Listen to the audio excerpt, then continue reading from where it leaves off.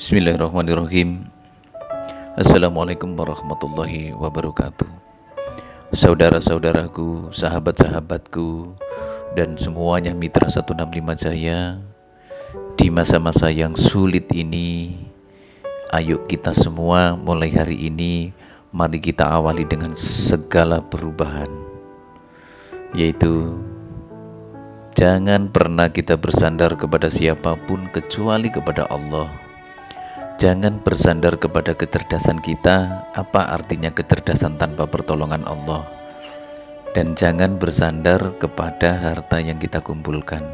Mudah loh bagi Allah untuk mengambilnya. Karena Allah berkali-kali meneguhkan janjinya, wa may yattaqillaha yaj'al lahu makhraja. Barang siapa yang benar-benar bertakwa kepada Allah, maka baginya jalan keluar dari setiap kesulitannya, jalan keluar dari setiap persoalannya. Persoalan itu akan diberi jalan bukan karena kita pandai, bukan karena kita kuat, bukan karena kita kaya raya. Justru jalan keluar itu datang dari sebuah ketakwaan kita. Mengapa orang yang pandai banyak sengsara?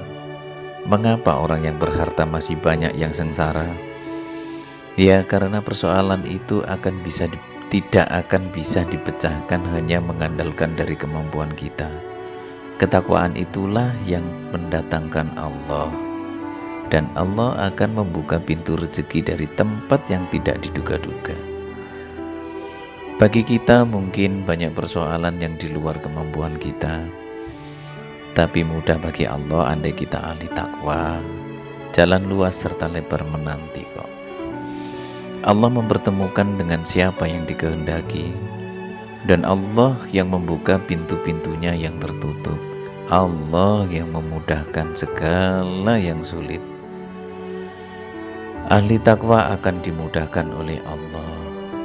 Karena barang siapa yang bertawakal kepada Allah, akan dicukupkan segala kebutuhan lahir dan kebutuhan batinnya. Allah lebih tahu kebutuhan kita, melebihi tahu kita kepada diri kita sendiri.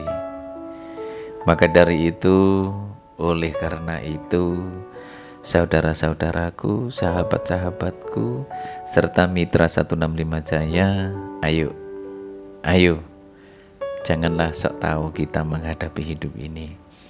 Berat sekali tanpa ketakwaan, dan berat sekali tanpa ketawakalan.